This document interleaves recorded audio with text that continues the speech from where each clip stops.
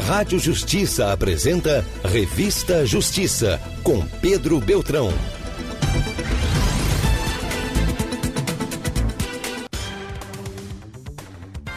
Direito Civil. Toda segunda-feira nós temos o quadro Direito Civil aqui no programa Revista Justiça, e quem escreveu para o nosso programa foi o Dinarte Alves dos Santos, um estudante de Direito, e ele quer saber exatamente sobre a escada pontiana de Pontes de Miranda, que traz os 3 planos do negócio jurídico, né? O plano da existência, da validade e da eficácia. E sobre o assunto nós vamos conversar agora com o Dr. Marcos Erhardt Júnior. Ele que é advogado, doutor em Direito pela Universidade Federal de Pernambuco, mestre especialista pela Universidade Federal de Alagoas e professor de Direito Civil na graduação e pós-graduação da UFAL. Doutor Marcos, seja bem-vindo à Rádio Justiça, muito bom dia. Bom dia a todos os ouvintes, é você, amigo. Muito obrigado. Vamos começar bem essa semana, professor, falando sobre esses 3 planos aqui. Vamos explicar o assunto aos nossos ouvintes. Isso, vai ser um prazer. A teoria do Pontes de Miranda ajuda a gente a compreender o fenômeno jurídico. Quando ele separa os 3 planos, ele fala dos 3 planos das nossas relações com outras pessoas. Antes disso, a gente precisa entender o papel da norma jurídica para o Pontes. Só a partir do momento que a situação descrita na norma se materializa no mundo fático, é que a gente vai ter a chave da porta, a abertura do mundo jurídico. O primeiro dos planos é a existência. Nesse plano de existência, a gente analisa aquilo que existe, que é válido, que é inválido, aquilo que é eficaz e que é ineficaz. Imagine que esse é um plano flex. A gente não vai fazer nenhuma avaliação do mérito ainda em relação ao fato jurídico. No plano de existência, a gente vai trabalhar apenas uma pergunta.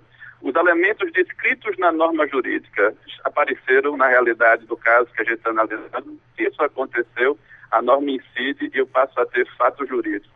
Isso é essencial para a doutrina pontiana. É o fato jurídico que gera os efeitos. Não é a norma, não é a vontade dos envolvidos. É necessário que aquela situação aconteça da forma como está descrita na norma. Só a partir da existência, que é o plano que é constante em qualquer situação, é que a gente pode chegar a alcançar os planos da validade e eficácia. Isso é interessante. Muita gente que vai estudar a escada pontiana, como você denominou, acha que obrigatoriamente teríamos que passar em qualquer circunstância pelos 3 planos. Isso não acontece.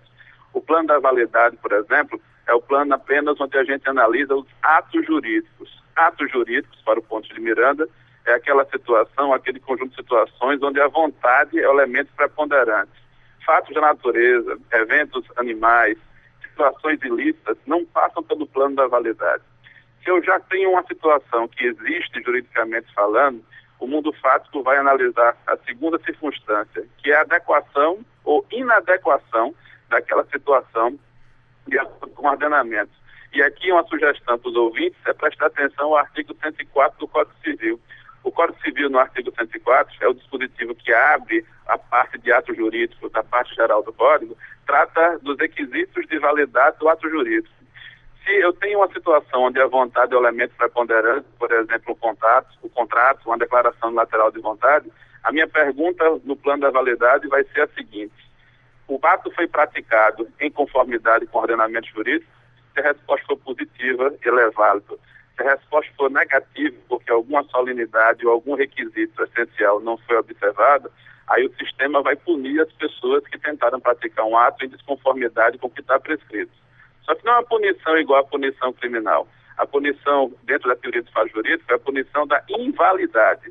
Na invalidação, o que eu vou fazer é tirar as consequências que as pessoas gostariam de obter a partir da criação daquele ato jurídico. Então, veja a diferença dos planos. É fácil de enxergar. No plano de existência, eu vou perguntar o seguinte: o que é essencial para a incidência da norma apareceu? Se a resposta for positiva, aquela situação ingressa no mundo jurídico.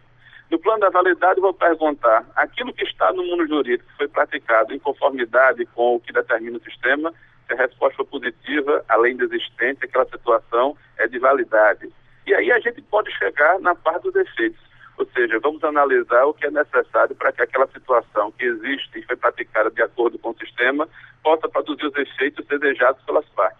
E fazendo isso, a gente organiza o nosso raciocínio. Quando o cliente chega ao escritório, quando o magistrado pega uma causa e vai analisar as circunstâncias fáticas, ele consegue definir se o problema é de validade, se o problema é de existência ou se o problema é de eficácia. E muita gente acha que isso é uma questão basicamente teórica, e não é verdade. A gente tem uma série de aplicações práticas para isso. Veja, por exemplo, que muitas pessoas hoje procuram o judiciário buscando discussão de contratos celebrados com suas operadoras de plano de saúde. Só que esses contratos foram celebrados no final da década de 80, começo da década de 90, antes da existência do Código de Defesa do Consumidor e do Código Civil de 2002. Muitas operadoras de saúde, ao se defender em juízo das determinações para cumprimento de cláusulas específicas do contrato, alegam que os contratos seriam atos jurídicos perfeitos e, por conta disso, não poderiam ser objeto de interferência do Poder Judiciário. Mas a solução não é de validade. A parte que foi ao Judiciário discutir esse assunto, na verdade, quer discutir o plano dos efeitos. Embora aquele contrato seja antigo, se aplicam a estes contratos as normas que protegem os consumidores, tanto as que estão previstas no CDC, quanto as regras supletivas num diálogo do Código Civil de 2002. Por que razão? Porque eu estou aplicando as regras novas, as circunstâncias que aconteceram durante a sua vigência e não estou retroagindo para aplicá-las. Na hora que eu aplico a teoria do fato jurídico na análise de um contrato, uma relação de consumo, ou no caso específico que eu mencionei para vocês no exemplo, em relação aos planos de saúde, eu consigo afastar os argumentos que não me interessam, que são argumentos relacionados à validade, e concentrar no problema que levou aquela parte mais vulnerável ao judiciário. Ela está discutindo a extensão dos efeitos daquele contrato para a vida dela. E isso para a gente é essencial. Quem tem contato com a teoria nos primeiros anos do curso e consegue compreender bem seus pressupostos, vai ter uma vida mais fácil quando começar a prosseguir na parte mais dogmática do curso, na análise das obrigações, na análise dos contratos. Essas são as linhas gerais para a gente tentar definir como é que funciona a ideia básica do Pontes de Miranda em relação à sua teoria. E essa vida fácil, como o senhor falou, a partir do conhecimento teórico traçado por Pontes de Miranda, isso pode ser aplicado em outros ramos do direito, professor. A gente traz esse exemplo e é muito marcante, até porque consta do Código Civil, como o senhor falou, o artigo 104, mas isso pode ser aplicado, essa teoria pode ser aplicada em outras áreas também do direito. Perfeito.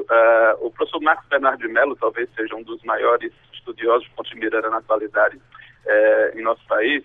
Sempre costuma destacar que a essência da teoria, a teoria pressupõe que um conjunto normativo vai incidir em uma situação fática, criando fato jurídico. No direito tributário, a gente vai chamar isso de fato gerador. No direito processual civil, por influência dos italianos, a gente costuma chamar de fato espécie. O tipo penal também tem essa característica. A discussão sobre as características da incidência da norma jurídica estão presentes em todos os ramos do direito. É como se esse primeiro aspecto da teoria pontiana se visse, na verdade, uma teoria geral do direito. Até no campo do direito, no direito constitucional, apesar das novas teorias da hermenêutica, a gente consegue definir os contornos da teoria, sobretudo em relação às consequências da invalidação. O maior desafio hoje do judiciário em relação à modulação de decisões que enfrentam situações que não estão conforme ao sistema é justamente definir quais são as consequências a partir do reconhecimento pelo magistrado de que aquela situação que foi levada à apreciação possui um vício, possui um defeito. Então, pela teoria do fato jurídico, a gente vai trabalhar as noções de nulidade e as noções de anulabilidade, distinguindo as suas consequências. Estudar a teoria do fato jurídico no plano dos atos fatos e dos efeitos é estudar prescrição e decadência. E os conceitos ou os efeitos do transcurso do tempo para as relações jurídicas são situações que interessam a qualquer ramo, não apenas ao direito civil. E é interessante o exemplo até utilizado, professor, porque dizem que o direito tributário e o direito penal são extremamente legalistas, né? Tem a reserva legal estrita. Então, assim, para criada a hipótese de incidência e para que ocorra o fato gerador do tributo, tem que se verificar se todos os elementos que constam da norma ali estão presentes. E quanto ao direito penal também, para que seja considerado crime, tem que estar presente os elementos que constam exatamente do tipo penal. Então, são ramos que esses exemplos ficam bem claros. Perfeito. O que acontece, na verdade, é que a pergunta do ouvinte falava sobre existência, validade e eficácia. Se a gente voltar um pouquinho, antes de discutir os planos propriamente ditos, a teoria vai trabalhar o que é fático e o que é jurídico. O que o Pontes de Miranda defendia é que nem tudo que acontece na nossa vida interessa ao direito. E o legal da teoria é que ela começa explicando o seguinte: olha, que situações devem ser objetos de análise e controle por parte do Poder Judiciário. A partir disso, ele estabelece os critérios de ingresso no mundo jurídico. Então, a gente pode raciocinar o seguinte: o casamento praticado por uma autoridade que não tem competência sequer chegou a ingressar no mundo jurídico, uma situação fática. Se por um acaso eu me casar e esquecer, no religioso, esquecer de levar a documentação do casamento para o cartório competente, é como se aquele casamento não tivesse existido. Ele existe de modo fático, mas não vai ser conhecido pelo direito. No campo do direito penal, na hora que a gente vai analisar o tipo penal e percebe que um dos seus elementos não está presente, o magistrado vai absolver o réu considerando que o fato é atípico. E esse raciocínio vai se aplicando às outras teorias. No campo processual, nós temos bons trabalhos hoje em dia discutindo que a admissibilidade dos recursos pode estar sujeita também aos planos de existência, de validade e de eficácia. E são estudos bem interessantes mostrando como a teoria pode ser adaptada à nossa realidade. Estudar o fato jurídico, na verdade, para aqueles que ainda não tiveram oportunidade de entender o pensamento do Pontes, se justifica por duas situações. Primeiro, que é uma teoria que explica como o fenômeno jurídico acontece, ou seja, organiza nossas ideias. Segundo, porque é uma teoria desenvolvida por um autor brasileiro e talvez um dos autores mais importantes do século passado. Inclusive, ele não tem a devida atenção em vários cursos de direito no nosso país, que é uma pena, porque o trabalho merece ser lido, merece ser entendido e discutido diante da sua precisão e da sua coerência. E dentro dessa explicação, professor, o senhor falava até dos 3 planos e falou do plano da existência, e quando falou do plano da existência, o senhor disse que tem que se olhar o que é essencial dentro da norma para a existência. Aí nós poderíamos falar das partes, por exemplo, o objeto, a forma, se isso foi atendido e se existe naquele determinado ato. E depois, quando passar para o plano da validade, por exemplo, se essas partes elas são capazes, se o objeto ele é lícito, se a forma é aquela escrita na lei, ou então que a lei diz que é proibida, tudo isso tem que ser observado no plano da existência e da validade. Vamos tentar colocar um exemplo para facilitar para os nossos leitores. Imagine que alguém abre o jornal do domingo e encontra lá um classificado dizendo que o fulano vende o carro dele por 50 mil reais. Bom, ali eu tenho um ato unilateral, ali eu tenho uma proposta, eu ainda não tenho contrato, eu estou no plano dos fatos. Tá? A partir do momento que alguém se interessa por aquela proposta, vai começar a discutir. Mas não interessa eu querer comprar o seu carro, você querer me vender o seu carro, se a gente não entrar em acordo em relação ao preço. Não adianta eu ter o dinheiro, mas você não ter o carro que eu quero. Só a partir do momento que coincidem a sua vontade de comprar o carro, a minha vontade de vender o determinado veículo e o preço que é de acordo das duas partes, é que a norma vai incidir e eu terei contrato de compra e venda. Perceba que eu não me preocupei em saber se a pessoa era maior de idade, se a pessoa tinha incapacidade, eu não me preocupei em saber como é que ia ser a transferência do carro, porque isso não interessa para a existência. A gente vai sair do mundo da existência e vai passar para o plano da validade para analisar se aquele acordo sobre determinado bem, sobre determinado preço, já deve produzir efeitos. E para analisar se ele deve produzir efeitos, aí sim, eu vou ver os requisitos de validade, vou fazer o contraponto com o artigo 104. Se isso acontecer, pode ser que para eu garantir todos os efeitos desse contrato, eu preciso tomar providências para que outras pessoas saibam que esse carro não pertence mais a você, agora pertence a mim. E para isso eu vou precisar fazer, por exemplo, o registro no Detran da cidade onde eu estou residindo. E aí eu já estou trabalhando o plano dos efeitos, já estou trabalhando os elementos integrativos no momento da eficácia. Então, para cada fase, uma preocupação. Para cada fase, requisitos específicos. E resta saber o que acontece se eu não conseguir completar todos os requisitos. Então, o plano da validade me explica que o ato nulo não deve produzir efeitos, que o ato anulável só deve produzir efeitos até o momento que uma das partes prejudicadas leve aquela circunstância ao conhecimento do juiz.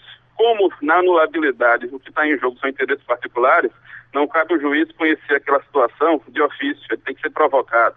Já no campo da nulidade, ainda que as partes não façam nenhuma alegação nesse sentido, o juiz está autorizado a fazer o controle daquele ato, reconhecendo o vício e retirando os efeitos. Essa aqui é a maneira de raciocinar e de aplicar a teoria à nossa vida cotidiana. Agora, professor, como o senhor explica muito bem esse assunto aqui aos nossos ouvintes, eu gostaria de explorar só mais um ponto que a gente está dando exemplos, citando exemplos aqui sobre atos que dependem geralmente da vontade daqueles que estão participando, de uma vontade ou então de duas vontades, no caso dos contratos. Agora, por exemplo, quando uma pessoa nasce, né, o Código Civil, no artigo 2º, diz que a personalidade da pessoa começa exatamente com o nascimento com vida. Né? A partir do nascimento, professor, já decorrem vários efeitos jurídicos. Eu acredito que não tem esse ato de vontade. Como é que a gente pode classificar esse caso? Bom, a gente fez, as perguntas estavam relativas aos planos, mas para a gente entender como é que a dinâmica entre os planos, a gente precisa conhecer a classificação que o Pontes de Miranda dá ao próprio fato jurídico. O nascimento, a morte, você ficar mais velho, completar a maioridade, são circunstâncias que não dependem da sua vontade. Nesse campo, a gente está diante da categoria chamada fato jurídico em sentido estrito. É diferente do ato jurídico, que foram os exemplos que a gente estava se referindo em relação ao contrato, em relação ao carro, porque na situação do ato jurídico eu tenho a vontade como elemento mais importante, como elemento preponderante. Entre uma categoria onde a vontade não é essencial, mas gera consequências jurídicas, por exemplo, a partir do atingimento da maioridade, eu passo a poder agir sozinho no mundo jurídico. E a circunstância onde a vontade é essencial, o Pontes de Miranda trabalha outra situação, que é a situação dos fatos jurídicos. Categoria essa que não é trabalhada por todos os autores, e categoria essa que tem sérias implicações no nosso cotidiano. Veja, por exemplo, o que acontece em relação à distinção entre casamento e união estável. Se o reconhecimento do casamento no Brasil se dá por força de uma autoridade competente e o casamento inaugura um contrato, uma relação contratual entre as partes, a situação da união estável é diferente. A união estável é uma situação fática. O Estado só costuma reconhecer a existência de união estável quando a situação termina, porque há desentendimento entre as partes, ou quando um dos dois conviventes acaba falecendo e existem direitos sucessórios e para ser tutelados. Mas existe a possibilidade de que essa situação, que é fática, seja do reconhecimento jurídico antes da morte ou do fazimento da relação. Mas isso vai exigir uma escritura pública de reconhecimento de união estável criada entre as partes. Enquanto eu estou morando na casa de alguém, dividindo o apartamento, dividindo as despesas, e não formaliza a situação, eu vivo uma situação que é fática, cujos efeitos só serão regulados depois que uma sentença reconhecer que aquela convivência existe no mundo das entidades familiares e, por conta dessa existência, os efeitos pessoais e sucessórios devem ser mantidos. Então, para deixar claro para os ouvintes, não é só situações que a vontade prepondera que a teoria é útil, não. Quando a gente fala de casos fortuitos, quando a gente fala de força maior, quando a gente está trabalhando situações onde incapazes causam prejuízo a outras pessoas, eu também posso aplicar a teoria do fato jurídico. Agora, como toda boa construção, antes de estudar os 3 planos, é necessário entender e dominar a classificação do fato jurídico, porque a partir dela é que a gente consegue entender a interação entre os planos. Ou seja, o trabalho do Pontes se divide em 2 momentos. Primeiro, entender a dinâmica do fato jurídico e a sua classificação, e depois pegar essa classificação e aplicar a proposta da tricotomia ou dos 3 planos dos efeitos do fato jurídico. E quem dominar isso, professor, com certeza vai ter uma visão diferenciada dentro do direito, porque fazendo essa distinção vai conseguir resolver inúmeros problemas que surgem diariamente. Perfeito. Inclusive, interessante é que o Pontes de Miranda segue uma corrente não sancionista do direito. Ao contrário de autores como o Kelsen, o Carlos Cossio, na Argentina, que consideram a norma como algo essencial para o direito, o que o Pontes considera essencial para o direito é que as normas são de observância obrigatória. A sanção para o Pontes é elemento secundário. O raciocínio é mais ou menos o seguinte: a gente no outro dia cumpre muito mais regras do que descumpre. E não são porque as regras têm punições específicas que a gente sempre vai cumpri-las. A gente cumpre várias das regras do nosso dia a dia pela necessidade de ordenar a vida em sociedade. O direito é um processo de adaptação social para o Pontes que é obrigatório porque depende da vontade das pessoas, mas ele não é preponderantemente coercitivo no sentido de punitivo. E isso causa para a gente hoje outras possibilidades de trabalhar o assunto pensando no essencial, que é o interesse da coletividade, e não apenas reduzir o direito a um instrumento de punição. Tá ótimo. Dr. Marcos Erhardt Júnior, É advogado, doutor em Direito pela Universidade Federal de Pernambuco, mestre especialista pela Universidade Federal de Alagoas e professor de Direito Civil na graduação e pós-graduação na UFAL. Doutor Marcos, quero agradecer a gentileza em atender o convite, as informações e essa verdadeira aula aqui oferecida aos nossos ouvintes. Estou sempre à disposição. Bom dia a todos. Muito obrigado, um bom dia. A gente agradece também o ouvinte Dinarte Alves dos Santos, que escreveu para o nosso programa, colocou a dúvida e a gente respondeu. E você pode fazer o mesmo pelo e-mail revistajustiça@stf.jus.br ou revista.justiça@stf.jus.br.